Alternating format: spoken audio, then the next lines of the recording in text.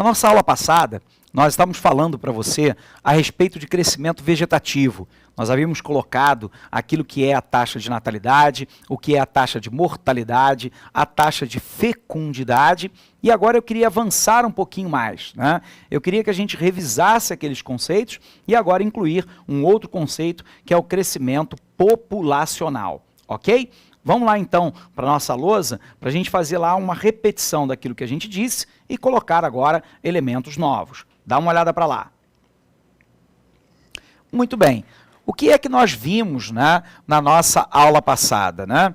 Que o crescimento vegetativo, também chamado de natural, é a diferença entre a taxa de natalidade e a taxa de mortalidade de um determinado local ou país, geralmente expressa em porcentagem, mas nós também vamos encontrar em cada grupo de 1000. Então, repetindo o nosso raciocínio, né, nós temos o seguinte, né?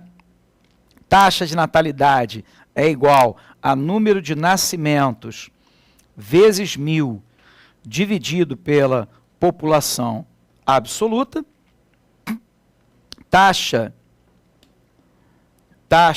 de mortalidade é o número de óbitos, né, vezes 1000 divididos pela nossa população absoluta. E aí nós havíamos falado a respeito do crescimento vegetativo, né? Crescimento vegetativo positivo nós teremos quando a taxa de natalidade for maior que a taxa de mortalidade. Teremos o negativo quando taxa de natalidade for menor que taxa de mortalidade. E teremos o nulo ou neutro, né, quando taxa de natalidade for igual à taxa de mortalidade. Mas eu agora não quero compreender mais com você somente essa questão do crescimento vegetativo. Eu quero entender uma outra parte que nós chamamos de crescimento populacional. Ora, o crescimento populacional, também chamado de CP, né, é medado de uma forma diferente. Então, nós vamos ter lá que crescimento populacional vai ser igual, né, a crescimento vegetativo mais o saldo migratório. Bom, então recorde-se você, né, que o saldo migratório é medado pela emigração, ou seja, saída de pessoas de um determinado país, menos imigração, ou seja, a entrada de pessoas nesse dado país ou questão. Portanto, eu pego, né, o meu saldo do crescimento vegetativo, que nós vimos na aula passada, que ignora o saldo migratório, e aí eu somo ao saldo migratório. Ora, se eu tiver, né, uma condição de emigração, então vamos lá, se eu tiver uma emigração maior que a imigração, ou seja, saem mais pessoas do que entram, o saldo migratório será negativo.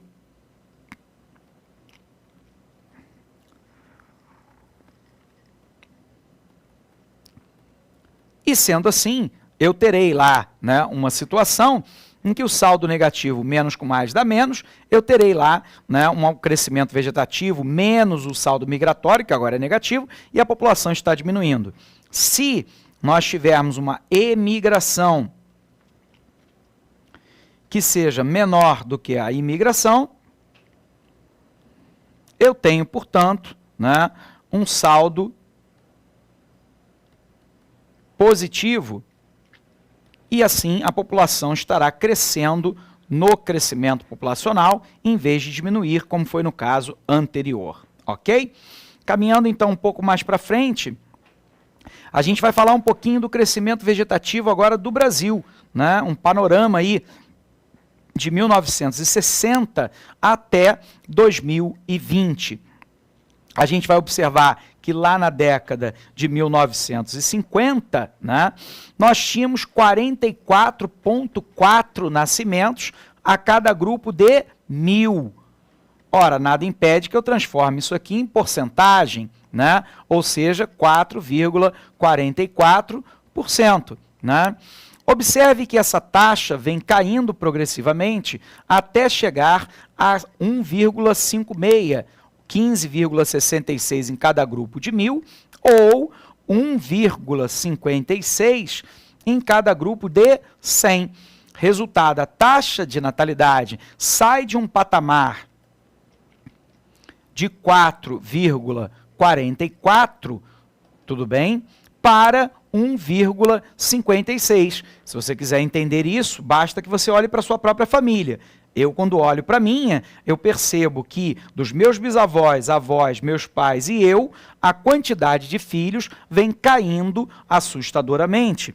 Mas, ao mesmo tempo, nós temos aqui uma queda da taxa de mortalidade em cada grupo de 1.000.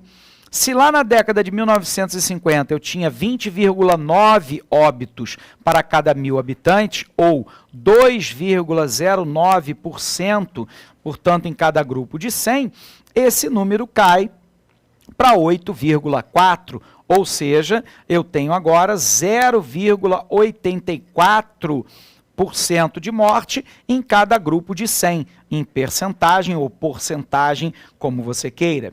O resultado é que o nosso crescimento vegetativo, né, em termos percentuais, sai de um patamar de 2,35 em cada grupo de 100 para 0,72, que é a projeção feita para o ano de 2020. Observe que isso aqui é projeção. E o dado atual é 1,5 em cada grupo, né, de 100. Ou seja, eu estou quase na condição em que cada casal brasileiro tem, em média, né, um filho apenas. Existem casais, inclusive, que não têm nenhum. Observe, então, que durante um longo período de tempo, né, nós tivemos aqui uma situação de alargamento entre a taxa de natalidade e de mortalidade. Processo esse que começa a se estreitar, né, sobretudo a partir lá da década de 1980, quando nós temos uma queda bastante expressiva, né, da taxa de natalidade, que passa lá de 23 em cada grupo de 1.000 para 15 em cada grupo de 1.000, ok? Continuando, então, a gente vai poder perceber um dado interessante, que são as mudanças sociais no Brasil, né? Na década de 1960, no Brasil, cada mulher em idade de procriar tinha, em média, 6 filhos.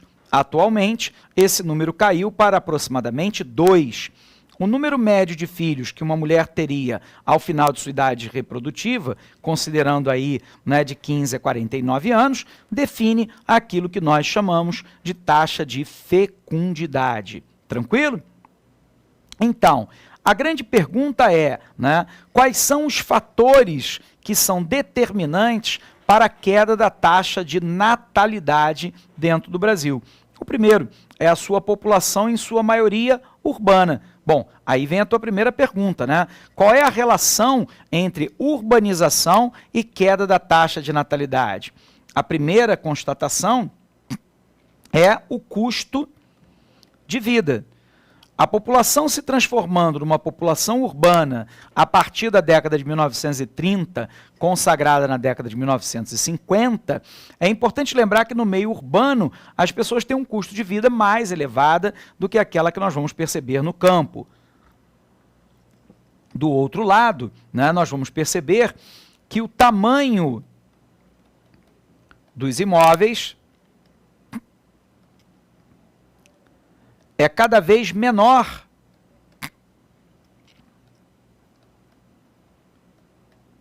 Sobretudo nos grandes centros urbanos. Resultado, não há, né, espaço para ter uma prole muito numerosa.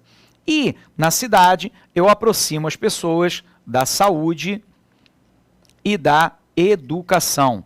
E isso, em tese, vamos corrigir aqui, educação, isso, em tese, permite, né, que você implante aquilo que nós chamamos de planejamento familiar.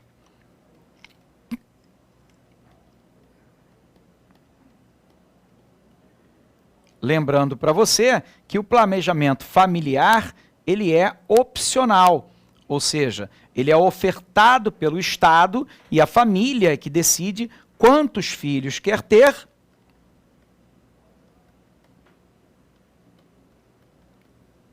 e a segunda importante é quando, em que momento da vida quer tê-los, né? Nós temos ainda um outro elemento chave, que é a difusão dos métodos contraceptivos, métodos esse, né, que podem ser desde a pílula anticoncepcional,